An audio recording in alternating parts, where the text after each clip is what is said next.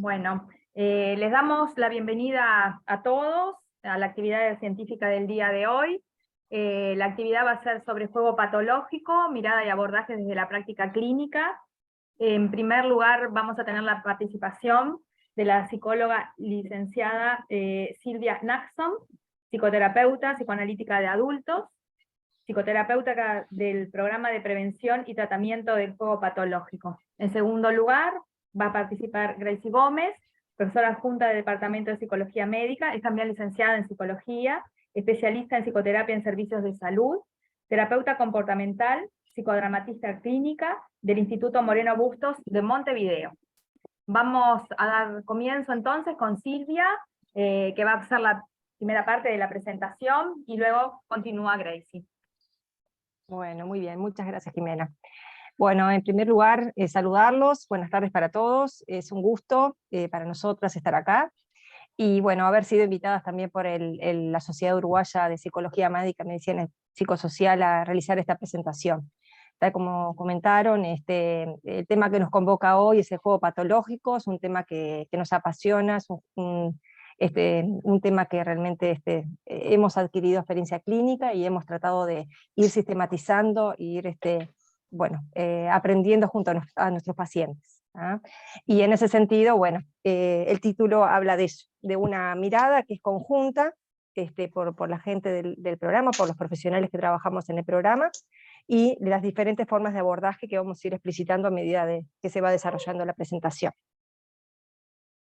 Bueno, les comentamos un poquito cómo es el contexto asistencial de nuestra práctica clínica con el tema de ludopatía. Formamos parte del programa de prevención y tratamiento del juego patológico, Silvia, somos terapeutas. Sí. Silvia, estás en la misma diapo. Yo pasé a contexto asistencial, pero no sé. ¿No pasó? No, a ver, yo lo que veo es la carátula, no sé si a los demás les pasa lo mismo. Solo la carátula vemos, sí. Sí, Bueno, voy de nuevo entonces. capaz que lo tenés que poner en pantalla completa y ahí. New share, perdonen. A ver. Ahí está ¿Ahí? en completa, a ver si lo podés pasar. Sí, no, ahí estás en contexto, está bien. Ahí es donde estás arrancando, dale. Bien. Bueno, tal como estaba comentando, somos terapeutas del programa de prevención y tratamiento de juego patológico. El programa se enmarca en el convenio de Dirección General de Casinos del Estado con Facultad de Medicina, el Departamento de Psicología Médica de la UDELAR. Tiene sus inicios en el año 2009 a partir de un programa piloto, y el programa tiene inserción tanto a nivel de lo que es de Montevideo, o sea, en el Hospital de Clínicas, que es la Regional Sur, en la Regional Este, que es Maldonado, y Regional Norte, que es Paysandú. Actualmente el programa, cesó el convenio que estaba vigente, y se está en proceso de realizar un nuevo convenio con características que van a enriquecer justamente el funcionamiento del programa, ¿sí? Comentarles que la atención psicoterapéutica a los pacientes es gratuita para ellos, y justamente poder transmitirles en esta presentación justamente las diferentes abordajes que realizamos desde la práctica. ¿Ahí pasó? Sí, ahora sí, ahora sí. Bueno, vamos a hacer como un raconto general de cómo es que funciona, cuáles son las partes del programa. Hay una línea 0800, que es una línea gratuita para los usuarios, es el primer contacto que establece la persona interesada en establecer contacto con el programa. Es una línea que es atendida por psicólogos, todos los psicoterapeutas y personas que trabajamos profesionales del programa somos profesionales, psicólogos, y en su momento hubo psiquiatras también. Bueno, en lo que es la línea 0800, las psicólogas, psicoterapeutas que atienden, bueno, recepcionan la llamada, ven un poco el perfil de la persona que solicita la asistencia, y bueno, toman algunos datos sociodemográficos y después realizan la derivación pertinente, ¿sí? Es un poco el funcionamiento general de la línea 0800. Después hay lo que tiene que ver con la atención psicoterapéutica grupal, que en realidad el convenio desde sus inicios tiene esta modalidad de atención. En general en la Regional Sur se manejan de esta forma, pero a partir de lo que fueron la creación de las regionales, tanto norte como este, se ha comenzado a trabajar desde lo que es una atención psicoterapéutica individual. También hay determinados aspectos que tienen que ver con lo que fue la pandemia, y aspectos que tienen que ver con el comenzar a trabajar no social, sino trabajar por Zoom, que también ha contribuido a determinados aspectos a la flexibilización de algunos aspectos del programa, ¿sí? También se brinda apoyo a familiares, tanto en forma grupal, reunión de familiares, por ejemplo, en la Regional Sur, o el apoyo a familiares en forma individual, como en las regionales, ¿sí? Y hay un programa de autoexclusión que justamente lo maneja Casinos del Estado. Esta está la órbita de Casinos del Estado. Bueno, nos parece importante remarcar este aspecto, que no es menor, que justamente habla de lo que son las condiciones actuales, de lo que son los juegos de azar, de cómo se ha dado en estos últimos tiempos un aumento en la oferta y en los cambios en las modalidades de lo que son los juegos online, en las facilidades del acceso, y esto ha provocado que haya un aumento muy importante de lo que tiene que ver con los problemas del juego problemático o de la ludopatía. Y lo que realmente llama la atención, realmente nos alerta, es que la población que tiene este tipo de problemáticas son población cada vez más joven.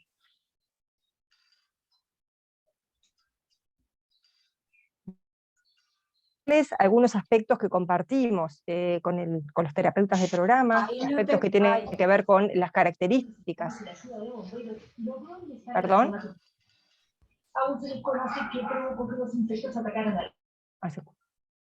Bueno, características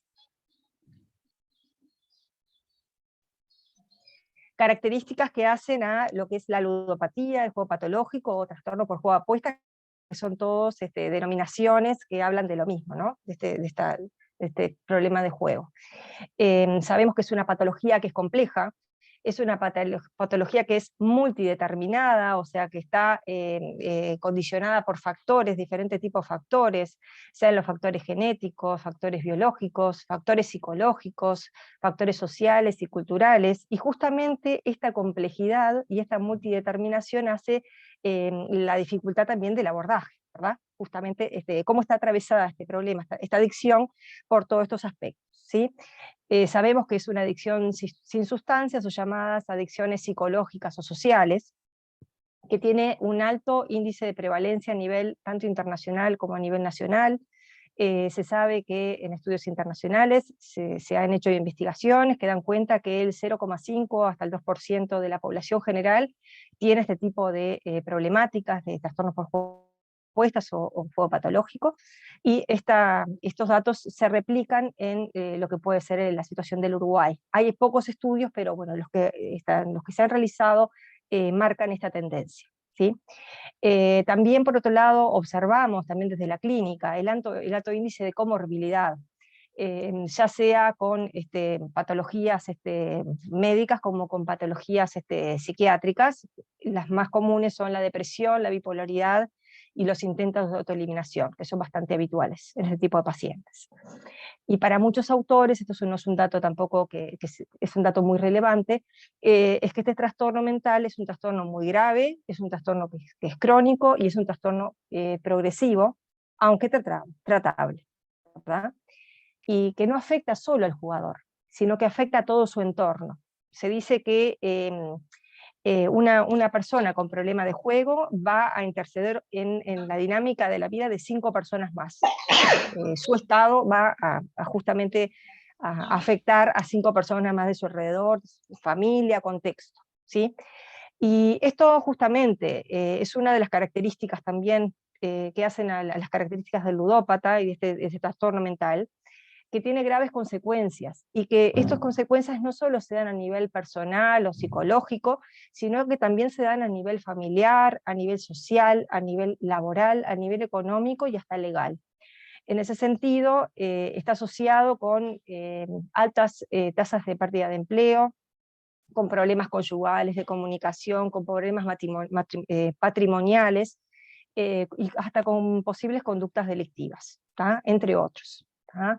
Y un aspecto que no es menor tampoco, y es un aspecto que nosotros incide también en el pedido de ayuda del paciente, es justamente esta parte del estigma.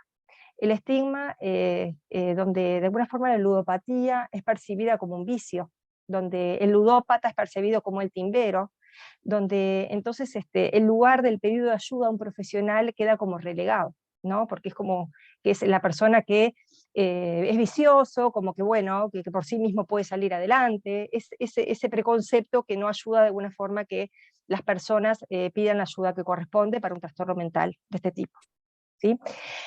Nos parece también importante remarcar justamente la importancia que tiene este problema en lo que tiene que ver con la agenda de la salud mental y la visión de este problema desde un enfoque multidisciplinario. Y en este sentido, esto que habíamos hablado de la multideterminación, lo multifactorial, y en este sentido, junto a algunos colegas del programa, hemos elaborado proyectos que apuntan justamente a una mirada multidisciplinaria, a poder compartir la visión de la ludopatía desde un enfoque amplio, que bueno, que esto se pueda hacer más conocido, que se pueda llegar a prevenir, que se pueda llegar a poder informar a las personas para no llegar bueno, a la severidad del cuadro, que es mucho más compleja que si lo agarramos más a tiempo, ¿sí? Bueno, partimos de la definición gambling disorder o trastornos por juego de apuestas, nos basamos en el DSM-5 y en 2013, y en ese sentido nos parece importante remarcar las diferencias que ha marcado esta caracterización del trastorno, donde el trastorno por juego de apuestas va a estar concebido dentro de los trastornos no relacionados a sustancias. Es una adicción de los trastornos no relacionados a sustancias. Esto es una diferenciación con el DSM-4 u otros tipos de clasificaciones. Y en ese sentido, el gambling disorder o trastorno por juego de apuestas es concebido como la categorización de lo que antes era concebido como ludopatía o juego patológico, ¿sí? Desde lo que es el DSM-5, el trastorno por juego de apuestas es un comportamiento de juego desadaptativo, persistente y recurrente, que altera tanto la vida personal, familiar y social de la persona. Nos parece también fundamental poder, queremos darle como algunas visiones, hay muchas otras clasificaciones de lo que son los jugadores, pero nos parece importante remarcar justamente a lo que hace a la diferenciación entre lo que es un juego saludable, recreativo, social o moderado, ¿tá? Donde ahí entrarían la mayor parte de la población, por ejemplo un 96%, donde estamos, bueno, esto que decimos, no es un problema, es un juego que con buena información se llega a un juego responsable, donde este es un juego que es controlado, es un juego que es saludable, que es recreativo, pero justamente en un 4%, en la minoría de la población que es más vulnerable, este juego se convierte en un juego inmoderado, un juego descontrolado y compulsivo, que justamente conforma este 4%, si sumamos al juego patológico y al juego problema, ¿no? Que son dos categorías dentro de lo que son los trastornos por juego de apuestas, ¿sí?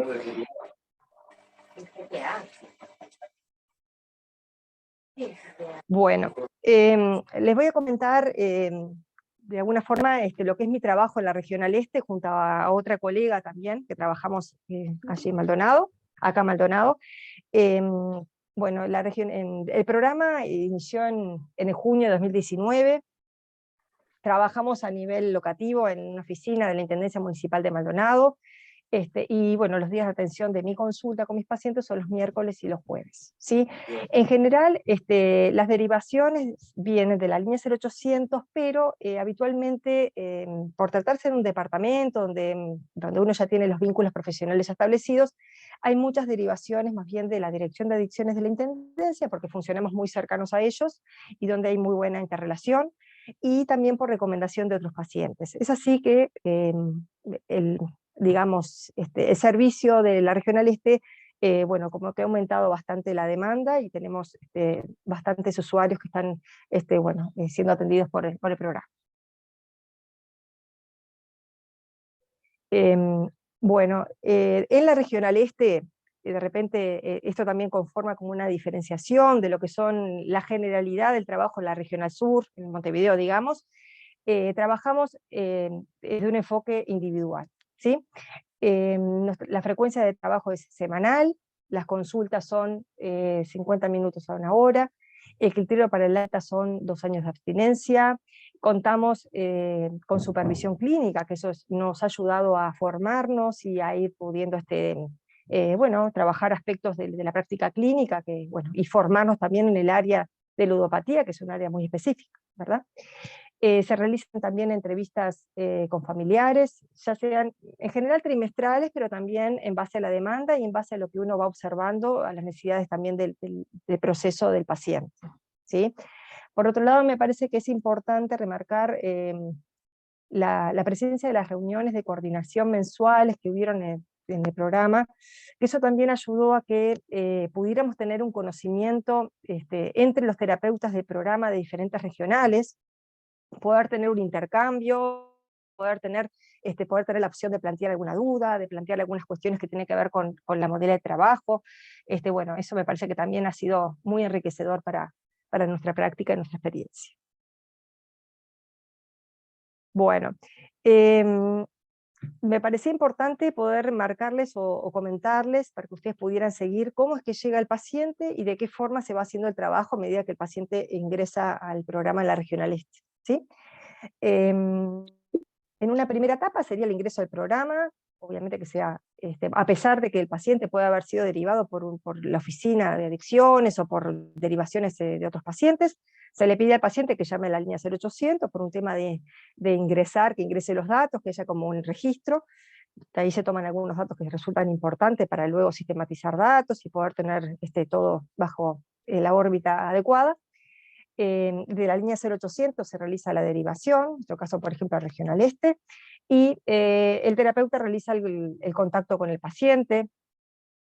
Bueno, nos presentamos, obviamente, presentamos cómo es el programa, cómo funciona, y le damos algunas cosas, algunas cuestiones de información más bien generales, y se coordina la primera entrevista.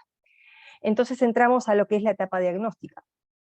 La etapa diagnóstica, bueno, realizamos más bien entrevistas preliminares, donde vamos a evaluar justamente, de poder trabajar con el paciente, el motivo de consulta, vamos a observar el estado general del paciente, vamos a ver también la presencia de patologías o comorbilidades, vamos a ver si hay patología dual, vamos a observar y poder trabajar junto al paciente la motivación con respecto al tratamiento, qué es lo que espera, qué es lo que busca, ¿no? En este llamado, en este pedido de ayuda, y también observamos la etapa de cambio en la que se encuentra el paciente, ¿sí? Si cuenta con apoyo familiar o algunas otras cuestiones que consideremos frente a esa situación relevantes, pero priorizamos fundamentalmente la alianza terapéutica, el vínculo de confianza y que el paciente, a partir de estas primeras entrevistas, se puede ir construyendo en un sujeto de consulta, ¿sí?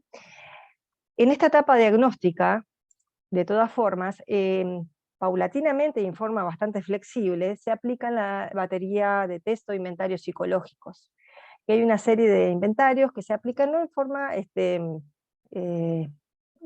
como un trámite administrativo, sino que también como un recurso psicológico y psicoterapéutico, en el sentido que vamos conociendo al paciente, vamos intercambiando, vamos pudiendo trabajar algunos aspectos que tienen que ver con algunas resistencias, o con aspectos que tienen que ver con defensas más primitivas. Bueno, vamos pudiendo trabajar aspectos que van ayudando al paciente a prepararse para la entrada al tratamiento, ¿sí?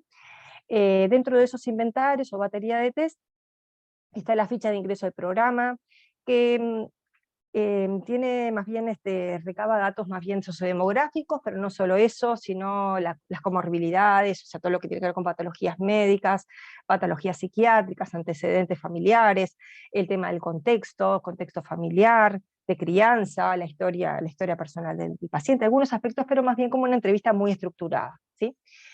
Para eso dejarlo como un registro. Se aplica también el cuestionario de juego, el SOX, se aplica también el otro CPGI, la escala de mecanismo de defensa, y también el de personalidad, el inventario de personalidad del módulo DSM-4, ¿sí? Por otro lado, la entrevista estructurada de la historia de juego, de Fernández Alba, nos permite también ir trabajando con el paciente lo que constituye la historización de lo que fue el problema de juego en sí mismo, y eso también resulta sumamente enriquecedor. O sea, de alguna forma estos elementos, estas baterías o instrumentos psicológicos, no solamente nos ayudan a poder tener una visión más clara de las características estructurales y de funcionamiento general del paciente, y también la motivación para el tratamiento, sino son datos que nos van a servir para poder realizar investigaciones y poder caracterizar a la población de ludópatas del programa y del Uruguay en sí mismo, porque el programa obviamente que es un programa referente en tratamientos de ludopatía, ¿sí?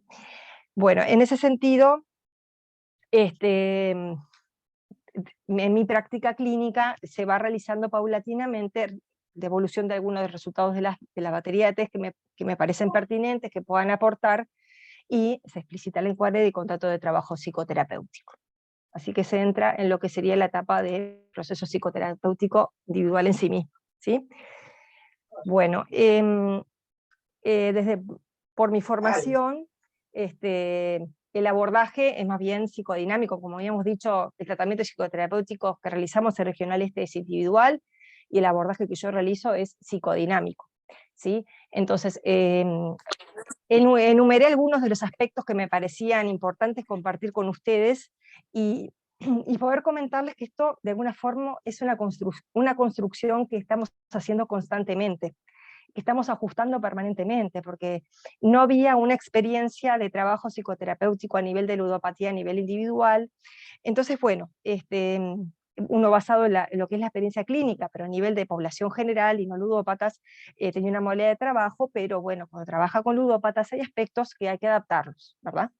Y bueno, en ese sentido poder plantearle estas cuestiones que hacen a la especificidad, ¿sí?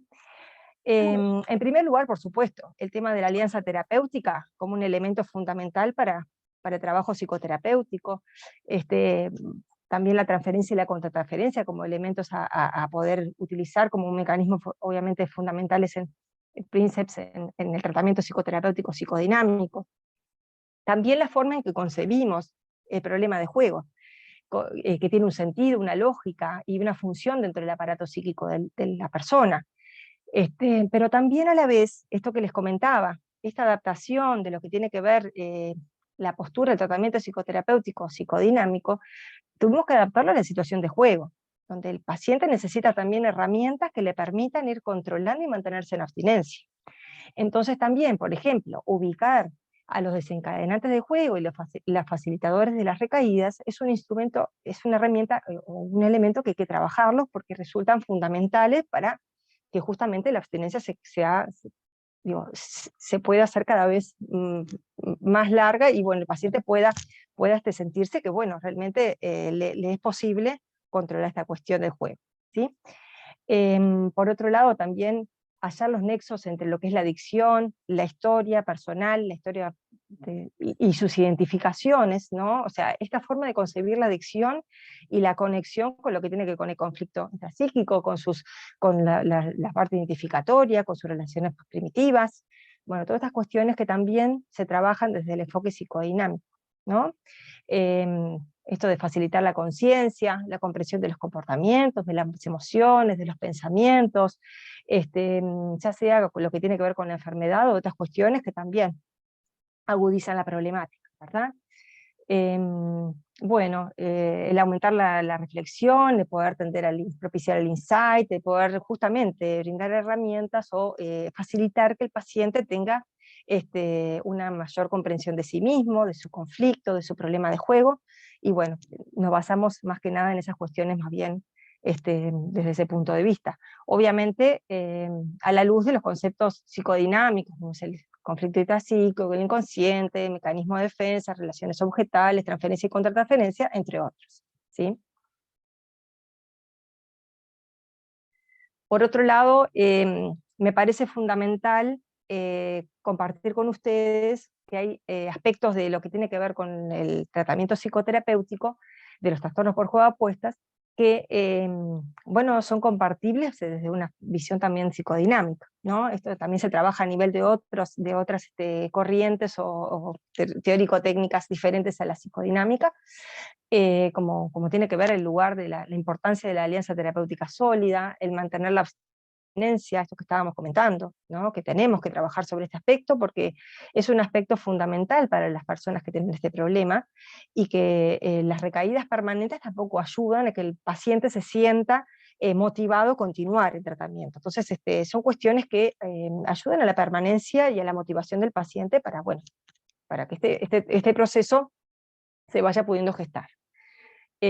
También el abordaje de los problemas financieros, el recuperar la calidad de vida, el contribuir a la conexión del sentido de la vida, y el orientar, esto me parece fundamental también, que el trabajo con la familia es un trabajo que se hace y que hay que hacerlo en forma periódica. O sea, hay estudios justamente que condicen en que, bueno, que un buen apoyo familiar o un sostén con respecto a este tipo de tratamientos, obviamente que ofrecen mejores garantías en relación a la eficiencia con respecto a los tratamientos en esta o en otro tipo de patologías, ¿verdad? Y me parecía fundamental también compartir un modelo psicodinámico que apunta, por ejemplo, que a veces podemos pensar lo que se asocia más a otro tipo de corrientes, pero sin embargo, también desde lo psicodinámico existen estrategias que apuntan a lograr la abstinencia desde un punto de vista, desde la corriente más psicoanalítica, ¿no? Esto de romper el círculo de negación, o sea, trabajar sobre la identificación de las defensas y poder trabajarlas, confrontar las defensas omnipotentes, interrumpir el intento de cazar las pérdidas, identificar los motivos que le incitan a apostar, y motivarlo a transformarse en partícipe activo del tratamiento. Estos son aspectos que me parecían interesantes poder compartirlos con ustedes, y que por momentos o en algunas circunstancias se puede pensar que están más asociados a otro tipo de perfiles o de abordajes, pero sin embargo también desde lo psicodinámico se trabaja también. Bueno, eso ha sido la presentación por el momento. Va a continuar Graci haciendo la presentación. Muchas gracias. Bueno, a ver, tenés que dejar de compartir y bueno, Ahí va. voy a compartir yo. Esperen un poquito. Pero, ¿ustedes ven algo? No, no está. A ver, te voy. Porque hay algo que... Espera, vamos de nuevo, espera un segundo.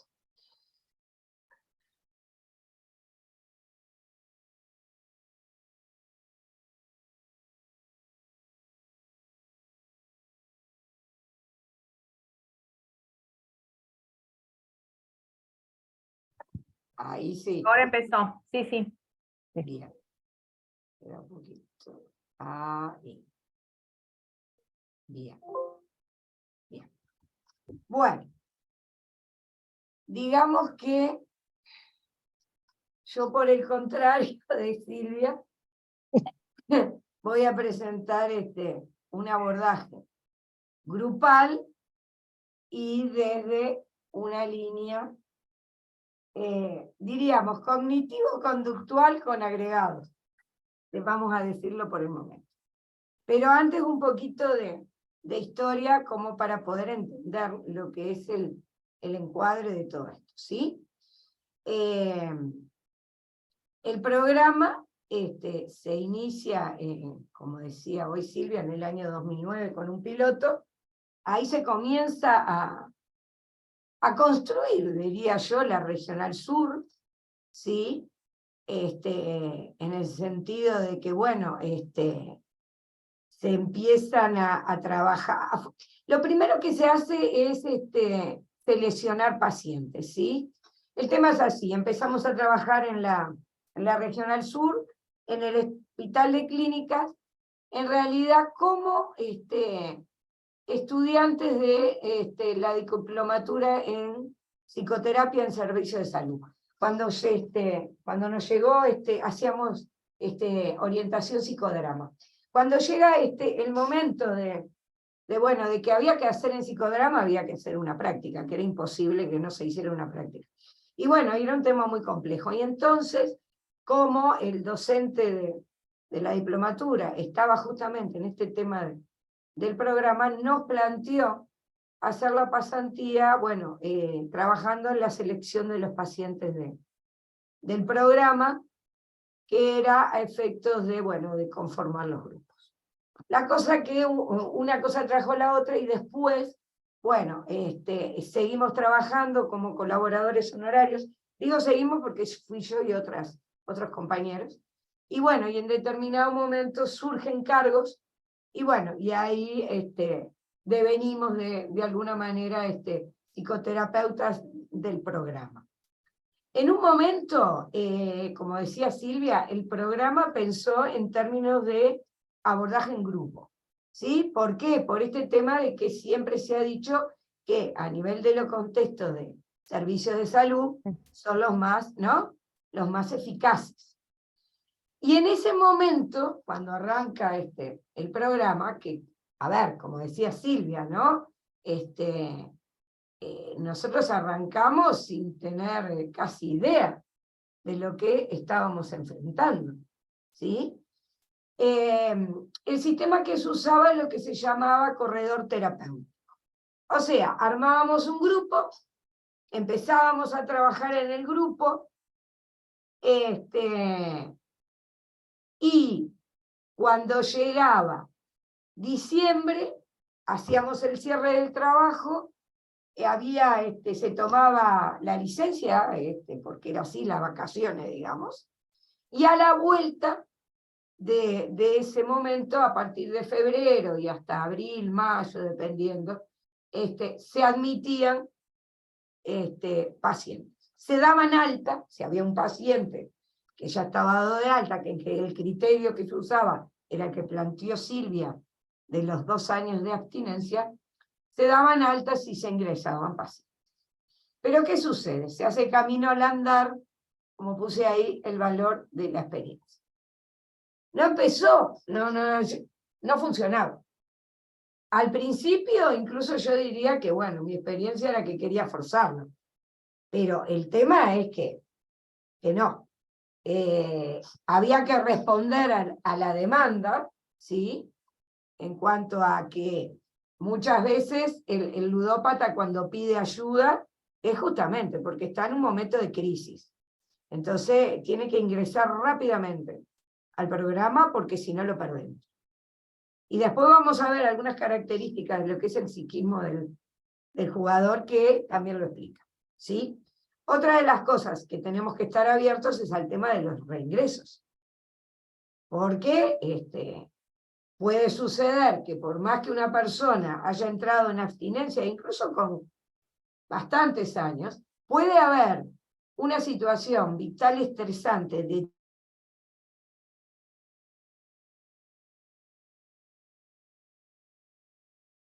ingresar al grupo, reingresar, ¿no? La otra cosa que empezó a aparecer es que había una alta variabilidad en las características de los pacientes, ¿no? El tipo de juego, por ejemplo, ¿no? Los que juegan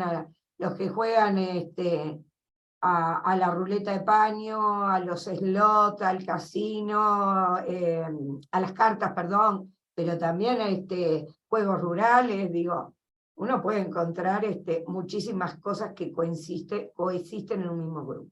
Las edades, ¿sí?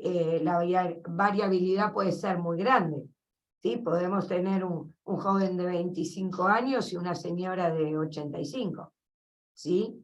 El tipo de inicio, ¿no? Hay ludopatías que son más jóvenes, como aquellas vinculadas a los slots, y por ejemplo a Supermatch, pero una ludopatía de paño puede tener 50 años, ¿sí? El lugar de residencia, y esto que, como decía Silvia, también lo aprendimos de la pandemia, es que podemos tener personas de distintos lugares. Entonces, desde Montevideo ahora nos abrimos. Y yo, por ejemplo, tengo grupos combinados.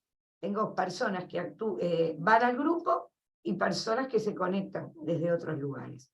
Y a veces pasa que los que están lejos vienen a Montevideo y entonces aprovechan a a venir presencial, y a veces si alguien que viene presencial tiene algún problema, se conecta. O sea, empezamos a abrir, ¿no? Empezamos a tratar de atender a las características del grupo, ¿sí? Otra de las cosas es la presencia de comorbilidad, ¿sí? Que también. Y acá no lo puse, pero también tendríamos que agregar que esto es más de los últimos años, el tema de los pacientes judiciales, ¿no? O sea, los pacientes que ya han tenido problemas con la justicia y que algunos pueden estar en condiciones de privación de libertad domiciliaria, ¿no? No están en la cárcel, pero tienen, que están limitados a su casa, ¿no? Y bueno, y otra de las cosas son las dificultades en la adherencia, en esto de la carrera de juego, ¿sí? Entonces, puede pasar que uno esté armando un grupo y de repente van y vienen, ¿sí? Van y vienen. O sea, porque cuando están en carrera de juego, se van. Están totalmente captados por el juego. Después, bueno, pierden, qué sé yo, recapacitan, bueno, y ahí vienen. Pero eso puede generar al principio de la construcción de un grupo una gran inestabilidad, ¿sí? Y bueno, por todo eso es que, bueno, es como que yo vengo siempre pensando en un traje a medida, ¿sí?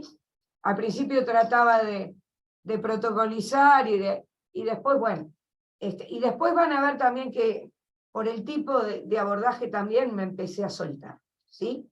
Tengo algunos parámetros, ¿sí? O sea, es un grupo abierto, salvo que se produzca la constitución de un núcleo sólido, que yo le llamo es cuando de repente sí, empiezan a haber pacientes que no faltan. ¿Sí? Empiezan a ver los pacientes satélite, pero hay como un núcleo más duro, ¿no? Y entonces, si hay un núcleo duro, y a su vez es un grupo que tiene muchos pacientes, bueno, de repente ahí lo dejo cerrado, porque si no, claro, no es, tampoco podemos con tantas personas, ¿verdad? Y los encuentros son semanales, de 2 horas, como les decía, presencial o por Zoom, y bueno, y lo que también instrumentamos, en parte a partir de la pandemia se ha dicho, el tema de que mantenemos, cada grupo tiene un WhatsApp. Tenemos un WhatsApp del grupo, que es un contacto que mantenemos en forma permanente. Ellos conmigo y a su vez entre ellos, ¿no? Bien. Para mí, una de las cosas más importantes es la cualidad del vínculo terapéutico, ¿sí? Yo realmente tengo un gran respeto y un gran aprecio por los jugadores, y digo jugadores porque ellos se llaman así a sí mismos, ¿sí? Y me siento muy comprometida, ¿verdad? Y en ese sentido yo el vínculo terapéutico lo veo por lo que es el concepto de tele del psicodrama, ¿no? Moreno hablaba que entre el terapeuta y el paciente o los pacientes se generaba un sentimiento que se transmite como una corriente, ¿sí? Entre, como les digo, el paciente y el terapeuta, y en este caso entre ellos también, ¿sí? Yo lo veo, o sea, no es el mismo concepto de transferencia contra transferencia. Esto sería como un vínculo directo, ¿sí? Por otra parte, una de las cosas que sucede con los grupos es el efecto espejo. Esto tiene una potencia realmente brutal, ¿sí? Sobre todo, o sea, una vez que se ha conformado ese grupo, ese núcleo sólido, empieza a circular, ¿no? Como decíamos, un sentimiento muy fuerte, como yo le digo, es casi energético, porque uno lo siente, y ahí empieza a generarse un efecto de espejo. Empiezan a verse unos a los otros, ¿sí? Entonces, el rol del terapeuta también es como que sale de un lugar central, ¿sí? Porque a veces va a hablar el terapeuta y a veces van a hablar ellos. A veces ellos le van a devolver algo al compañero que yo no se los puedo devolver. ¿Por qué? Porque yo no soy jugador.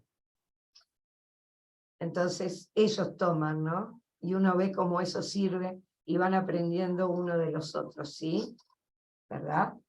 Y otra de las cosas que yo durante mucho tiempo estaba preocupada, porque bueno, ¿qué pasa cuando uno tiene que llegar al cierre del grupo? Porque tienen que ingresar nuevos pacientes. Y yo decía, ¿qué va a pasar?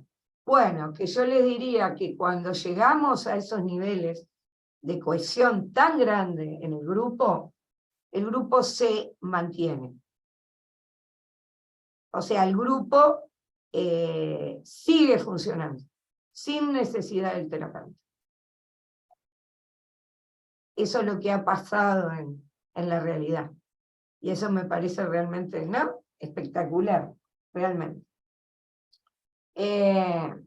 Bueno, la finalidad terapéutica, hay muchas cosas que van a ver que coincidimos, sin duda, ¿sí? Bueno, es lograr, en un primer momento, esto que decía Silvia, ¿no? La importancia de que entren en abstinencia, no lo voy a repetir, y el tema de, bueno, esto, ¿no? De la prevención de recaídas, ¿verdad? Y ahí entra todo lo de los controles externos y internos, que no vayan con plata, que no, que se den un baño antes de salir para el casino si le vienen ganas, las cosas más insólitas que puedan servirles, porque realmente es así, ¿no? Y después, el otro gran objetivo es, bueno, también favorecer el autoconocimiento a través de la autoobservación y la conexión con el mundo interno. ¿Por qué y para qué juego? Y en ese sentido, el juego es como la punta del iceberg, ¿sí? Es un síntoma que está dando cuenta que algo no está bien en la vida de esa persona. Un poco para que entiendan de lo que les voy a presentar después del abordaje, les digo que, bueno, una personalidad adictiva se caracteriza por ser una personalidad inmadura, infantil, ¿sí?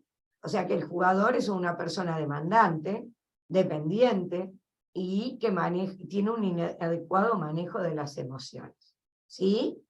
Presenta baja tolerancia a la frustración y tiene una tendencia a la búsqueda de gratificaciones inmediatas. No sé lo que quiero, pero lo quiero ya. Esto se comparte con la mayoría de las adicciones, ¿no? Yo diría que con todas. Ahora, con respecto a lo que es la mentalidad de un jugador, propiamente dicho, bueno, la mentalidad de un jugador tiene un pensamiento mágico, ¿sí? Que pasa por la idea de querer o poder controlar el azar. De hecho, es increíble la cantidad de cosas que venden como rituales, cábalas, ¿no? Justamente para tener suerte en el juego, ¿sí? De hecho, el pensamiento mágico del jugador hace que si se despierta y está lloviendo, eso es indicador de que tiene que ir a jugar porque va a tener suerte. Si está nublado, también porque está nublado, ¿sí? O sea, ese pensamiento mágico va siempre acompañando en realidad su deseo de jugar. Por otra parte, suelen desarrollar la idea de que tienen una capacidad o habilidad especial con el juego. Esto muchas veces se sostiene en algo que proviene de la realidad, y es que la mayoría, cuando empezaron a jugar, empezaron ganando. A eso nosotros le llamamos suerte del principiante. El tema es que después esa suerte desaparece y ahí seguimos, ahí empiezan los problemas. Son muy omnipotentes, ¿sí? Una de las características de los jugadores es esa falta de aceptación que ante los problemas de la vida pueden necesitar ayuda, ¿sí? Y que la ayuda no tiene que ser que le resuelvan las cosas, ¿no? Pero a veces les parece que solo el hecho de un apoyo emocional que puede darse a partir de que alguien cuente un problema a un ser querido, ¿sí? También, ¿no? Es como que todos se lo tiran encima, ¿sí? Tienen que poder con todo, ¿sí? Son Superman. Otra de las cosas es que esto muy surgido incluso de todo el tema de las neurociencias, que parece que, bueno, su psiquismo tendría una escasa capacidad de anticipación de las consecuencias negativas de la conducta del juego. En términos generales, cuando una persona ensaya una conducta y eso tiene un efecto negativo, tiende a alejarse. El jugador no lo puede hacer porque es como que no pudiera estimar esas consecuencias negativas, ¿no? Cuando realmente toma conciencia, bueno, aquello es realmente un desastre, lamentablemente. Otra de las cosas es que presentan lo que se llama sesgos en el manejo de la información. Su cerebro funciona minimizando las pérdidas y maximizando las ganancias. Rápidamente se olvidan de lo que pierden, ¿sí? Y se les entrevera lo que ganaron. El tema que todo esto, cuando la persona llega a nosotros, está en un alto nivel de sufrimiento, porque cuando llegan a pedir ayuda, es porque pudieron vencer todo eso que les dije antes, ¿no? Todo el tema de la omnipotencia, ¿no? Se dan cuenta realmente que o piden ayuda o realmente pueden tener hasta riesgo de vida porque están en un callejón sin salida. Realmente, ¿sí? Con un nivel de sufrimiento, porque además ellos no quieren perjudicar a nadie, ellos no quieren destruir el patrimonio de su familia, ni quieren tocar la plata que no son de ellos. Aclaremos que el ludópata puro no roba. En realidad toma el dinero prestado con la idea de que va a ir a jugar, va a ganar y lo va a devolver. El tema es cuando pierde. Entonces imagínense cómo llegan. Sufrimiento, soledad, porque como son tan omnipotentes, están solos con todo ese problema. Las culpas y los autorreproches. Es increíble cómo se flagelan, realmente. Y lo que uno observa en muchos de ellos es como que ha habido una falta de autorrealización, ¿sí? Sobre todo en las ludopatías de mucho tiempo, ¿no? La de los muchachos jóvenes con Supermatch, capaz que ahí tendríamos que hilar más fino, pero bueno, como que no es el momento. Entonces, bueno, con todo esto, como yo les decía, en todos estos años yo he tratado de ver cómo lograba obtener resultados positivos. Yo tengo formación comportamental, lo que diríamos cognitivo-conductual, y sobre todo lo que yo me baso es en el paradigma de la terapia racional emotiva, ¿sí? De Albert Ellis. Ellis fue un psicólogo, psicoterapeuta norteamericano, muy, muy famoso, que además se mantuvo en actividad prácticamente hasta el momento de su muerte, una cosa impresionante, el nivel de productividad de este hombre y su lucidez. Hay un instituto, de hecho, en Nueva York con su nombre. Y bueno,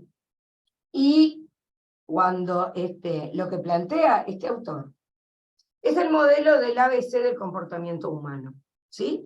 Entendámonos, como todas estas cosas, es una simplificación. El comportamiento humano es algo extremadamente complejo, pero tenemos que hacerlo más simple para poderlo trasladar a la clínica, porque hay cosas que explican mucho o en mucha profundidad, pero ¿qué hago con eso después para volverlo una herramienta con la que pueda trabajar en la clínica y modificar el comportamiento? Es lo que quiero, ¿no? Entonces, el esquema de Ellis plantea que, bueno, de frente a una situación A, se desencadena un pensamiento, o sea, lo que se desencadena desde un punto de vista Y un modelo cognitivo es una interpretación de esa realidad que tengo delante y que eso provoca consecuencias, en el sentido que provoca una reacción emocional y también va a provocar una determinada acción, ¿sí? Que podría ser interna o podría ser externa, ¿no? Me muevo o, no sé, o me digo, esto no lo voy a hacer. En el otro costado está el mismo modelo, pero más analógico, diríamos, ¿no?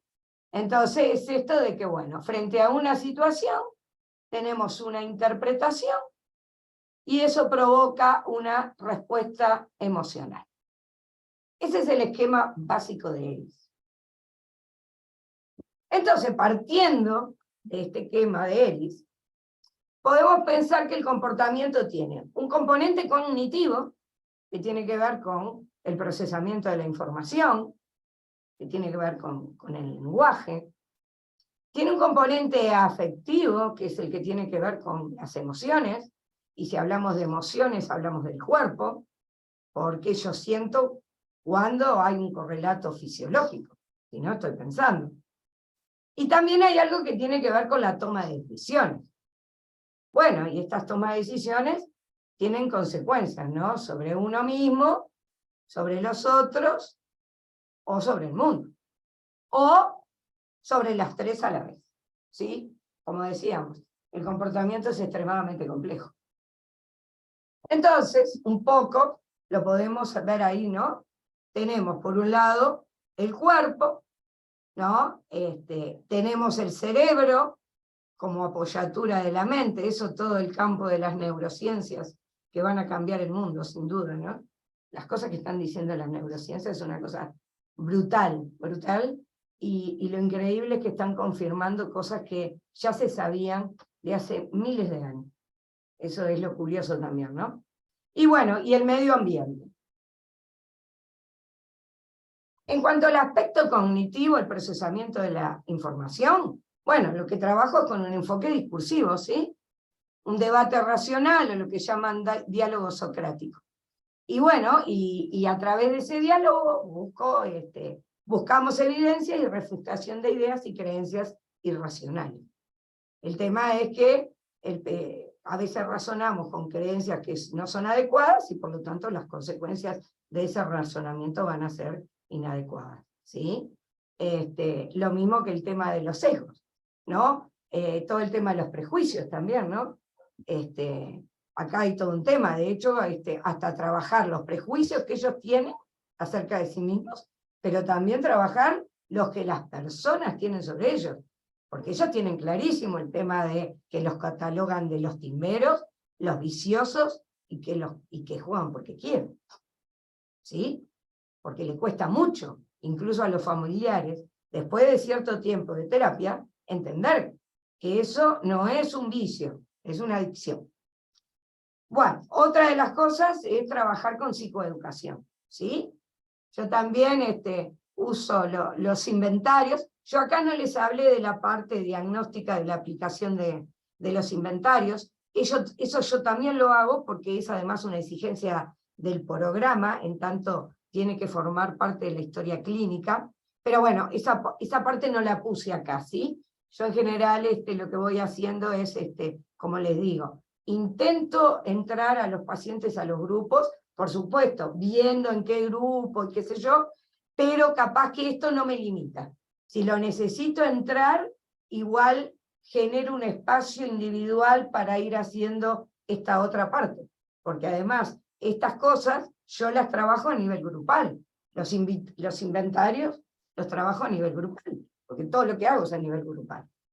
Y eso, el objetivo es acceder a una interpretación con un efecto más sano y adaptativo, ¿sí?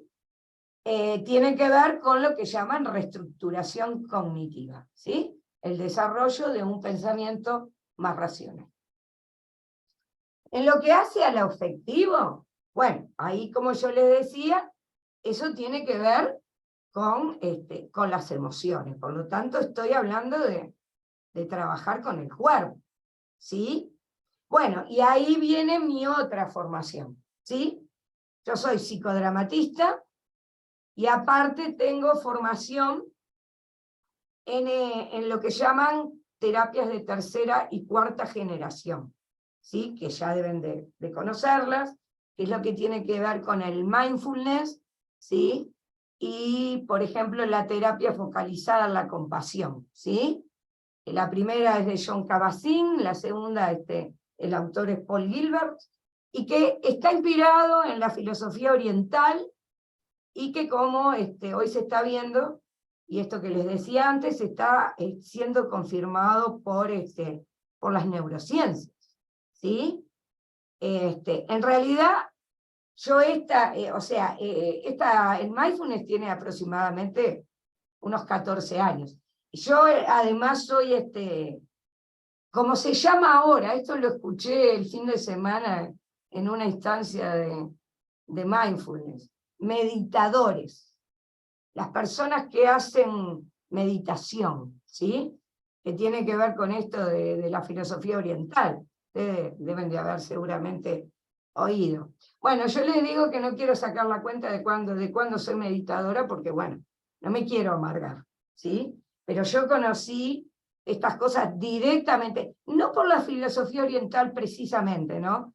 Pero no hay contradicción con esto. Yo lo conocí más por lo que tienen que ver lo que llaman las místicas americanas, pero se puede traducir sin ningún problema a la visión de la filosofía oriental.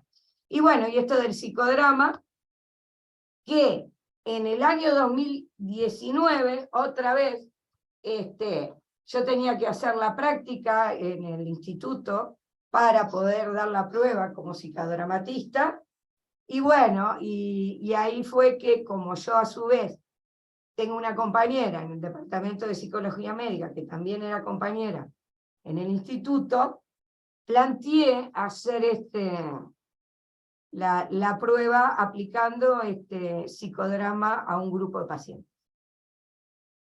Hice consentimiento informado, ellos estuvieron totalmente de acuerdo, fue una experiencia increíble, nunca habían hecho psicodrama, no, realmente fue regio. Y bueno, y después, bueno, yo uso la herramienta que pueda necesitar. O sea, si el grupo está trabajando algo, y a mí me parece que si lo dibujan, eso puede facilitar, no tengo ningún problema. Fotografía, dibujo, collage, lo uso como técnica expresiva, como expresión del cuerpo, ¿sí? Y bueno, y después con esto de la toma de decisiones, que yo lo veo más por esto de la acción, y cómo repercute esa decisión en el vínculo con los otros y con el mundo, bueno, yo intento como transmitir la idea de tener un propósito personal en la vida, ¿sí? Y en ese sentido, me gusta mucho lo que plantea Habermas acerca de una postura ética, de una modificación del comportamiento de acuerdo con ciertos propósitos a través de la autorreflexión, ¿sí? En este caso, bueno, poder tener un comportamiento más adecuado para poder estar más en armonía, ¿no? Con nosotros, porque como les digo, el ludópata sufre terriblemente, con los otros y bueno, y con el mundo, ¿no? Y para eso, bueno, yo estoy convencida de lo que dice Bandura, que el hombre tiene la capacidad de autoeficacia, que se relaciona con las habilidades que el hombre posee para enfrentar las diferentes situaciones que se presentan en la vida y para resolverlas y lograr las metas que desea, ¿sí? Y bueno, yo apunto a eso, a empoderar a los pacientes, a desarrollar su autoestima y su confianza en sí mismos, para poder tomar mejores decisiones, que no sea la decisión producto de un comportamiento reactivo, que hoy se habla acerca de cómo se registran esos comportamientos reactivos en la amígdala cerebral. Eso es todo otro campo de las neurociencias y de todos estos temas súper interesantes, pero bueno, que en lugar de tener un comportamiento reactivo, pueda tener un comportamiento que surge del neocórtex, que es cuando hay un minuto para poder decir, sí, me viene el impulso, pero lo puedo decidir si me dejo arrastrar o tomo este camino. Y esto son cosas que, bueno, los jugadores lo empiezan a ver. Esa es la verdad. Empiezan a ver la vida de otra manera. Y en ese sentido yo apelo a lo que podríamos hablar de la asertividad en sentido amplio. Se conoce mucho la asertividad como estilo de comunicación, ¿sí? En lo que hace las habilidades comunicacionales.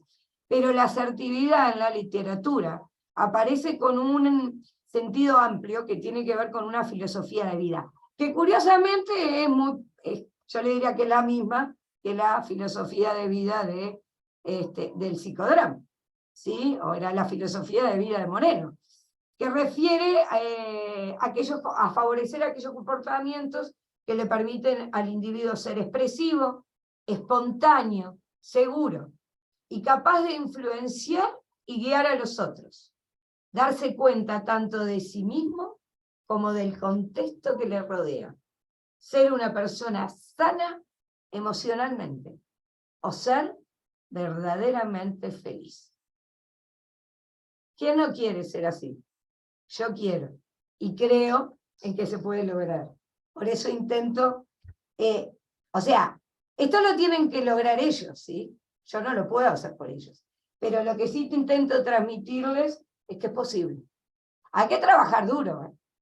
No te regalan nada en la vida, pero que tenemos herramientas para trabajar con nosotros mismos y poder modificar nuestra vida. La estructura de los encuentros, ¿sí? Estos semanales que les decía de 2 horas, bueno, al principio hacemos como una puesta al día, ¿sí? Porque bueno, es como todo, de repente está todo en calma y de repente, bueno, ¿no? Puede venir uno con un problema terrible cuando no te vienen todos. Pero bueno, uno respira hondo, yo hago mindfulness, respiro hondo y digo, bueno, veremos cómo hacemos, ¿sí? Porque realmente, ¿no? Pueden ser que vengan con mucha carga. Igual de cualquier manera, ese grupo, ese núcleo duro, son los que también logra estar en abstinencia, ¿no? Vienen con problemas y hasta dicen, estuve a punto, pero se quedan re contentos porque dicen, pero no fui. ¿No? Y analizamos lo que pasó, qué sentiste, qué pensaste, qué hiciste, qué no hiciste. Todo lo que tiene que ver con los abordajes que le mostré antes, ¿no?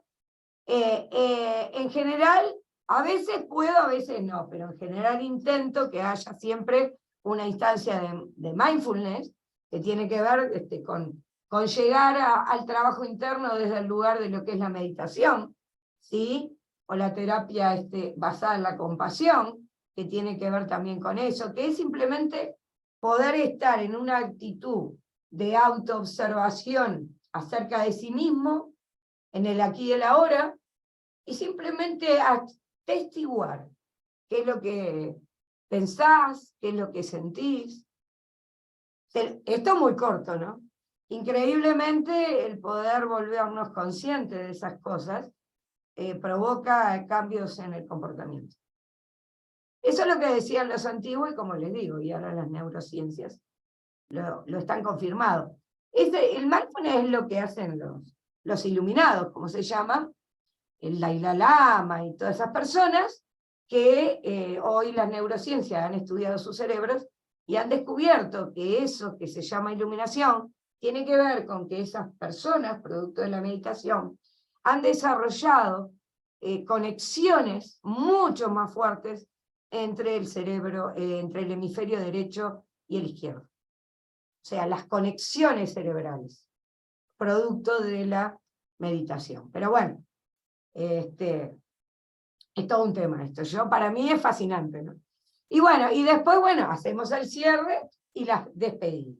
Tengan en cuenta que esto está acompañado por ese grupo de WhatsApp, ¿verdad? Que bueno, yo lo tengo abierto las 24 horas, ¿sí? ¿Qué sé yo? Si veo que lo que hicieron fue compartir un material, ¿no?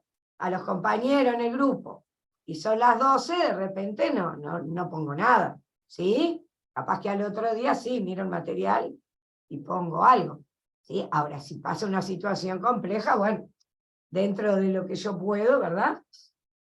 Bueno, intento responder. Después también tenemos reuniones familiares, como decía Silvia, ¿sí? Yo también, al principio, más o menos, cada 2 o 3 meses, pero antes era como que ya a principio de año marcaba, tal mes, le hacía un cuadrito, toda una... Y después me entré a dar cuenta que no me funcionaba, porque a veces habían cosas que se venían trabajando en el grupo, que se trabajaban, no sé, a los 15 días que había tenido la reunión tenía que esperar 2 meses y medio para... Entonces empecé a ajustar las reuniones, más allá de las primeras. Las primeras es distinto, yo hago una primera y después sí, capaz que a los 3 meses sí hago una segunda, pero después las que siguen, lo voy ajustando a lo que veo que el grupo va necesitando. Porque empiezan a aparecer cosas, ¿no? Por ejemplo, si yo hace ahora, no sé, porque algunos llegan al programa de jugadores anónimos, por ejemplo, con años ya de abstinencia, ¿sí? Vienen al programa porque en realidad lo que ellos quieren descubrir es por qué juegan, ¿sí? Pero muchos ya vienen en abstinencia. Y entonces uno de los temas que suele salir es que a pesar de que hace muchos años que están en abstinencia, es como que la familia no confía en ellos. Y eso les duele mucho, ¿no? Después está muchos, por el contrario, que de repente entraron en abstinencia cuando entraron al grupo y capaz que llevan un año en el grupo, una de las cosas que tuvieron que hacer, o que bueno, que cuando llegaron a un nivel de aceptación del problema, hicieron fue comunicárselo a la familia. Entonces, ¿qué sucede? Que ahí de repente pasan a ser como un cero a la izquierda. Antes eran los que todos le preguntaban y eran los que llevaban a la familia adelante, y qué sé yo, te entera que juegan y es como que lo sacan ¿no? A un costado. Y eso, bueno, eso son, cuando empiezan a aparecer esas cosas, es cuando uso las reuniones. Evidentemente, hay que manejarlo, ¿no? Con mucho cuidado, pero ahí tratamos de ir viendo cómo pueden ir dándose cuenta. Porque claro, es complejo, ¿no? La familia es la que pagó los platos rotos y bueno, pero bueno, ahí vamos. Y bueno, las reuniones familiares al principio también son de orientación, porque unas cosas pasan a veces que los familiares tienden a pagarles todas las deudas como forma de ayudarlos, y eso es directamente decirle, bueno, anda a jugar, ¿sí? Porque quedó en cero, ninguna preocupación, ¿no? No te digo si le dan plata por las dudas encima, bueno, chao, es como darle un revólver directamente. Después, bueno, también uno tiene retroalimentación, ¿está? Yo lo veo una vez a la semana, y ellos tienen, ¿no? Otro tipo de vivencia. Y esto que le decía de los aspectos que van surgiendo. Bueno, por acá quedó la bibliografía, y bueno, esperen que voy a dejar de compartir. Y bueno, no sé, preguntas, si no quedó claro, algo que les gustaría de repente que, no sé, que pudiéramos profundizar, comentarios también, ¿no? Si conocen del tema, si les aportó alguna información nueva.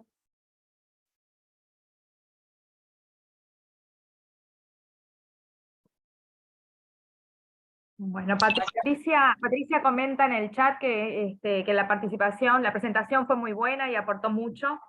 Yo voy transmitiendo un poquito lo que aparece en el chat. Bueno, qué bueno. Y que si podrías poner otra vez la bibliografía. Sí, pero tengo que compartir pantalla. Oíme, no van a tener acceso después a...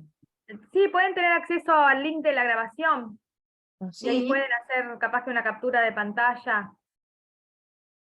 Y si no, la otra es si se animan a mandarte el mail, yo te mando el PPT. La presentación, o me mandas la bibliografía. Claro. Si les parece, no tengo ningún inconveniente. Está, ¿Sí? ok. Sí, sí. ¿Sí les parece bárbaro? Sí. Laura, que te veo con la cámara prendida, que prendiste la cámara. ¿Querés decirnos algo, Laura?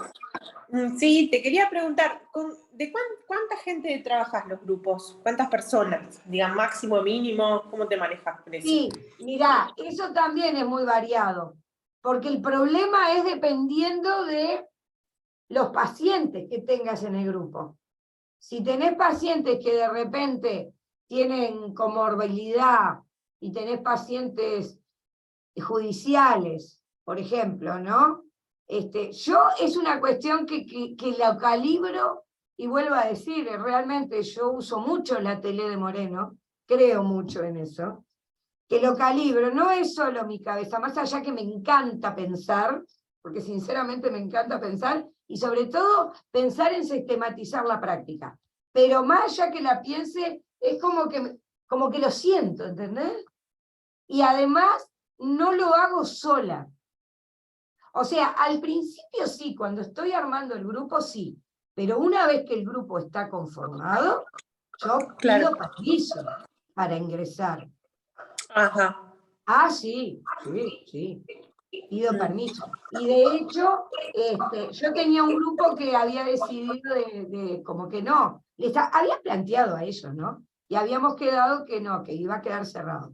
Pero en un momento se nos plantea una situación que era un paciente judicial y que el fiscal le había dado la libertad, pero lo obligaba a participar del grupo. Y al grupo que podía venir era al grupo de esa hora. Entonces yo les planteé, bueno, tenemos esta situación. Y tal, y estuvieron de acuerdo y la ingresamos al grupo. Y después, pasaron unas semanas y un integrante del grupo, que también concurre a Jugadores Anónimos, planteó si había posibilidades de que ingresara un compañero. Mira. Porque justamente estaba viendo que es un grupo realmente que está muy avanzado en el trabajo, ¿no? Y todavía no ingresó, porque en realidad yo tengo grupo los viernes, y el viernes fui a una actividad de mindfulness y no tuvimos grupo. Tuve que pedir el día. Así que no sé qué va a pasar mañana. Capaz que mañana viene ese amigo que había pedido permiso para... Está bien. O sea que es flexible, te manejas con flexibilidad y en función del grupo. Sí, sí. Pero creo que, ya te digo, también tiene que ver con todo esto de que, bueno, tengo esta línea de, ¿no? De todo lo que hace a que yo integro el sentir también. Claro. Está bien, muy interesante. Ambas A mí me ha presentaciones. dado resultados, por eso es que lo uso. Eso está bueno. El tema de las recaídas, me preguntan. Sí. ¿Querías decir algo más, Laura? No. Está. Con respecto a, no sé, Silvia, también vos, digo, el tema de las recaídas. Si Sí, bueno, sí, depende mucho también es como habíamos nombrado, ¿no? O sea, de alguna forma el tratamiento va de acuerdo, cada paciente es un mundo, ¿no?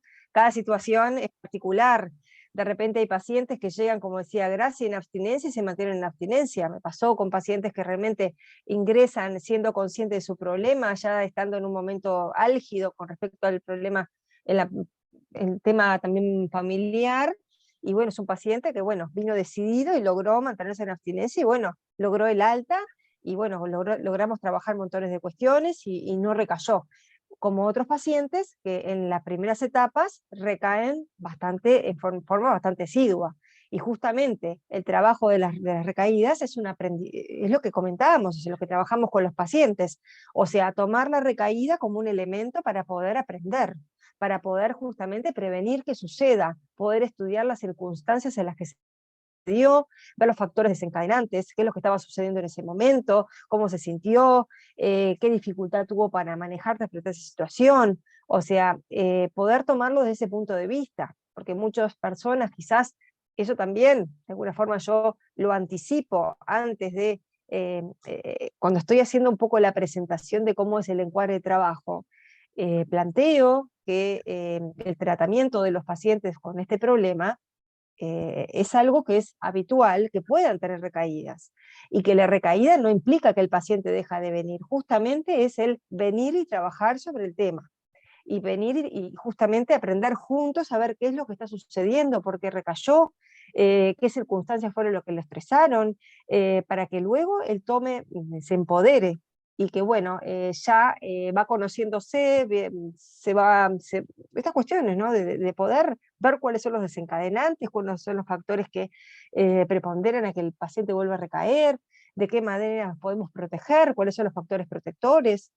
Todas estas cuestiones es un aprendizaje permanente, y como decimos, cada tratamiento y cada paciente es particular. Hay cosas que, bueno, sí, obviamente, que el trabajo grupal está buenísimo porque unos aprenden de los otros. En el caso del trabajo mío individual, de alguna forma yo o traigo experiencias de otros pacientes con respecto a, traigo, bueno, experiencia de otros pacientes, sucedió así, así, así, es como que traigo esos tratamientos, esos resultados a esa instancia, para que pueda también alentarlo, que bueno, la recaída no es el fin del tratamiento, ni es el fin, o sea, es un nuevo aprendizaje y es una nueva, bueno, comenzar en abstinencia nuevamente, ¿no? Como una cuestión así. De esa forma lo considero y lo tomo.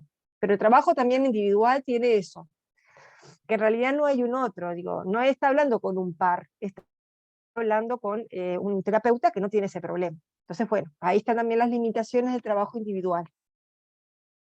Sí, en esto de las recaídas, por ejemplo, a mí este año se contactan conmigo dos pacientes mujer que estaban en abstinencia hacía ya bastantes años. Entonces recibo de repente un mensaje bueno, en un caso, bueno, hubo una situación de estrés vinculada a una cosa que pasó en una situación de enfermedad. El hermano es internado, y ella fallece, y ella se quedó con la idea de que había habido mala praxis. Para más, esta señora, formación, años, enfermera, y se lo plantea a la sobrina, a la hija del hermano, que a su vez es fiscal, y ella esperaba que la sobrina respondiera a esto que le estaba diciendo, ¿no? Que hiciera algo. Y la sobrina como que no, le dice, bueno, como que ya pasó y qué sé yo, y lo que le generó ir a jugar, que se agarró realmente, yo le diría que fue una bronca tan brutal, tan brutal. Ella lo definía así, ¿entendés? Que terminó jugando, porque no podía, fue como una mezcla de bronca con indignación. ¿Cómo no iba a actuar si era una fiscal y era el padre, cuando ella, que era enfermera, le estaba diciendo, bueno, pero bueno, ahí lo empezamos a trabajar, se empezó a dar cuenta que tenía que ver con eso, que ya sabíamos que a ella habían cosas que le generaban mucha bronca, y que cuando tenía bronca ¿no? Solía tener respuestas de ir a jugar, igual, está. Y entró al grupo. Volvió a entrar en abstinencia, ¿no? Fue eso puntual. Y la otra, también, hacía años más que esta todavía. Pero resulta que le dicen algo del hijo. ¿Sí? Se entera algo del hijo y fue devastador. pasó 14 horas parada adelante de una maquinita. Pero el impacto, es más, esto no hace mucho, y yo le diría que todavía sigue en shock, recién está bajando. Fue impresionante. Claro, cuando viene y me dice lo que pasó, yo que la conocía, bueno, ¿no? Quedó clarísimo lo que pasó. Porque de hecho hasta se resolvió un tema que estaba pendiente, incluso les diría. Y bueno, ingresó al grupo y lo pudo hablar, y bueno, y está tratando de procesarlo, ¿no? No volvió a jugar. Pero ya le digo, supo, y así como supo la noticia, filó directo para el casino y 14 horas. Estoy hablando de una señora de más de 80 años. 14 horas. Dicen que ni siquiera se dio cuenta. Para que vean, ¿no? Qué impresionante. Yo quería hacer una pregunta que la puse en el chat, no sé si se escucha. Sí. ¿Se escucha? Se escucha, sí, Se sí, escucha. se escucha. Respecto al lugar que tiene la impulsividad respecto a las características de la persona con adicción al juego, ¿no? La impulsividad y la compulsión, digamos, a repetir, como característica, ¿no? Como para saber en el sentido de poder tener como no sé si un inventario, un cuestionario, algo así, que lleve a otros profesionales a detectar, bueno, esta persona puede ser un ludópata porque tiene características de impulsividad, compulsión, no sé si se entiende lo que yo digo, si ustedes con su investigación tienen, con su experiencia, características que se puedan desde antes, que sirvan para prevenir, digamos. No sé si se entiende la pregunta. Sí, bueno, por un lado hablas como de algo para un despistaje. Un screening, claro. Un screening, ¿no? Y del otro lado, el tema de la prevención. Sí, yo creo que la prevención... Claro. Sí. Un primer Sí, paso sí. que hay que dar en la prevención, sinceramente, es el tema de la difusión. Porque es una patología muy, muy poco conocida. ¿Sí? Incluso hasta los profesionales de la salud. Han llegado pacientes al programa que vienen de tratamientos terapéuticos en los que no han trabajado la ludopatía. ¿Sí? Y no porque en todos los casos no lo hayan dicho. En un caso recuerdo que un profesional le dijo, no, para trabajar la ludopatía tenés que ir a un lugar especializado. Y en otro caso, fue muy, muy curioso, ¿no? Empiezo a hacer, la primera vez que veía a la persona, y empiezo a hacer la entrevista, y como a los 20 minutos, me mira, ¿no? Me mira así, me dice, ¿usted me está entendiendo? Pero no preguntándole porque pensara que no lo entendía. Preguntándome porque no podía creer que lo estuviera entendiendo. Le digo, sí, le digo, claro. Dice, no lo puedo creer. Usted no sabe con la cantidad de psicólogos que he hablado y me dicen, yo no te entiendo lo que me decís. Así como se los estoy diciendo. Pero eso tiene que ver con que es una patología que no ha sido difundida.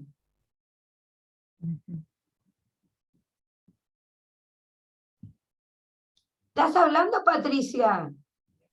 Tenés te leí los labios. Activa el micrófono. Ah, Ahora hola.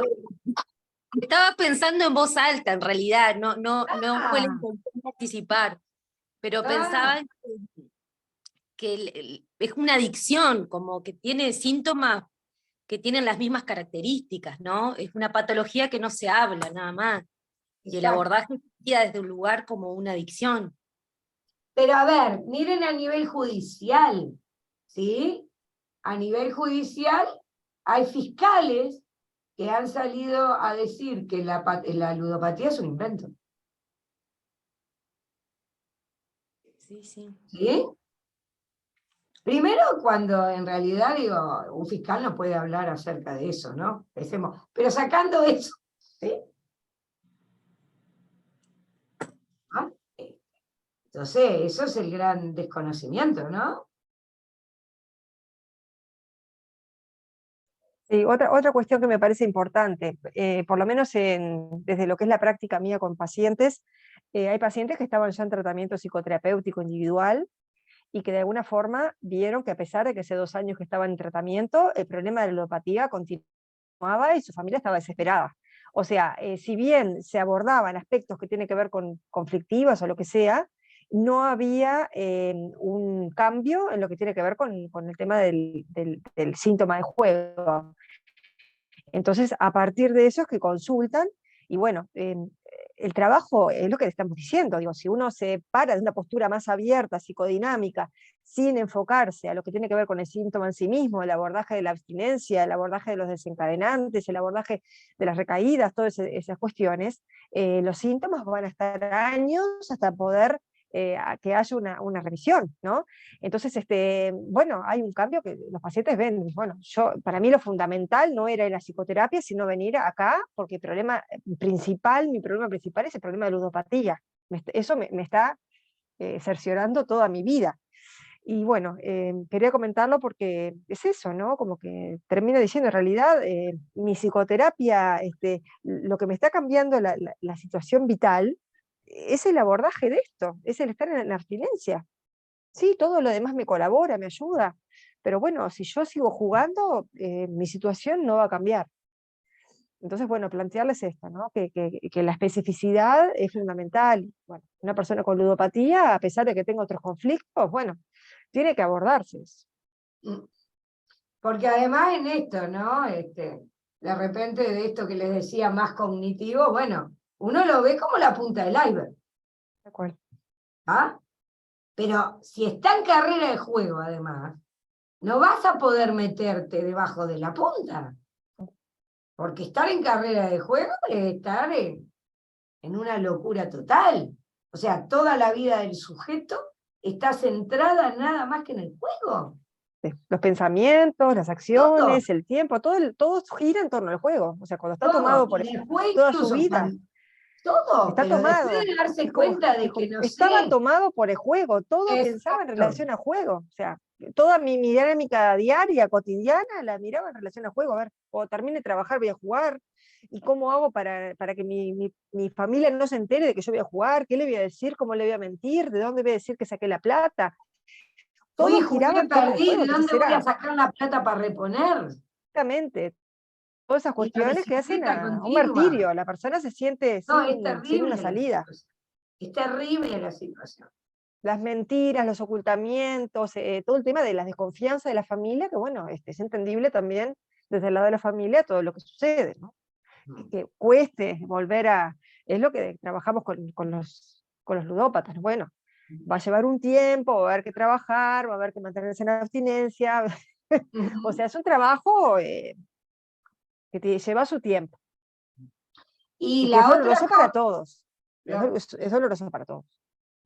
y la otra cosa es que, por ejemplo, nosotros en realidad, otra de las cosas, el programa estaba pensado para los juegos de casino, pero nos empezaron a llegar los jugadores de Supermatch, que es un juego de la banca. Y bueno, y el programa los aceptó, por supuesto. Y ahí tienen toda una población joven que para más, en ese caso la mayoría o son deportistas o les gustan los deportes, entonces tenés algo positivo adosado a algo negativo que todavía lo tienen en el celular. Pueden jugar las 24 horas del día. Y eso es brutal. Y es diferente también la visión de un ludópata joven a un ludópata mayor. Una persona joven que ya tiene una ludopatía de muy joven, dice, ¿cómo voy a hacer yo para estar todo el resto de mi vida sin jugar? Es como todo un... Cuando inician el tratamiento es como que se enfrentan a eso. Ya a los 15 años están jugando los jueguitos y después se hacen, ¿no? Juego apuestas y después, ya a los 20 años ya tienen una adicción. ¿Cómo voy a hacer yo para poder, está bien, estoy en abstinencia, pero todo el resto de mi vida? Y en Es eso diferente. claro. En lo que planteaban de la prevención, bueno, sí, ya se está hablando de que los juegos de computadora serían predictores de problemas con la ludopatía. También, ¿no? No, eso es un mundo, ¿no? Es un mundo la ludopatía. Bueno, no sé si hay alguna otra pregunta.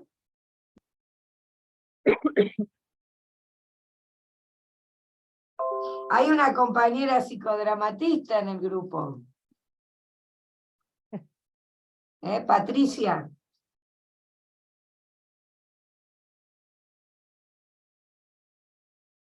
¿Sos psicodramatista, Patricia?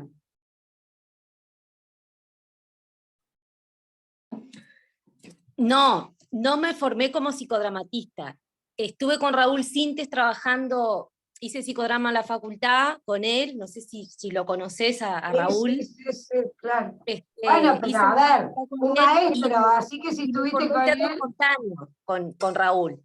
Y fui Ahí parte está, del mirá. grupo La Tute, no sé si recordás ese grupo, La Tute, Sí, que tenía lo dos he abordajes oído. de trabajo, una artística y también hacíamos intervenciones en algunas instituciones. Y conozco la herramienta, pero no tengo la formación formal, digamos, como psicodramatista. Conozco la herramienta y a veces utilizo esa herramienta en la clínica también. Bárbaro, Y me sí, ha dado muy buenos resultados. sí.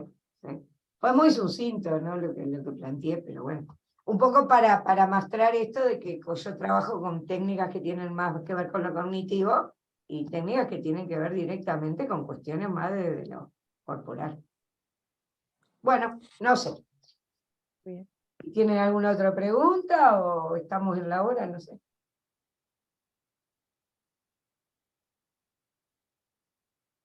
Bueno, me quedo contenta que dicen cosas lindas en el chat. Sí, Que les sí, sí, gustó, que todos les agradecen. pareció bueno. Bueno, esa era un poco la idea, ¿no? Esto, como decía Silvia al principio, es un tema que nos fascina. Y que recién, a ver, falta mucho por aprender, ¿eh? Falta mucho por aprender. Bueno, muchas gracias. Muchas gracias a todos.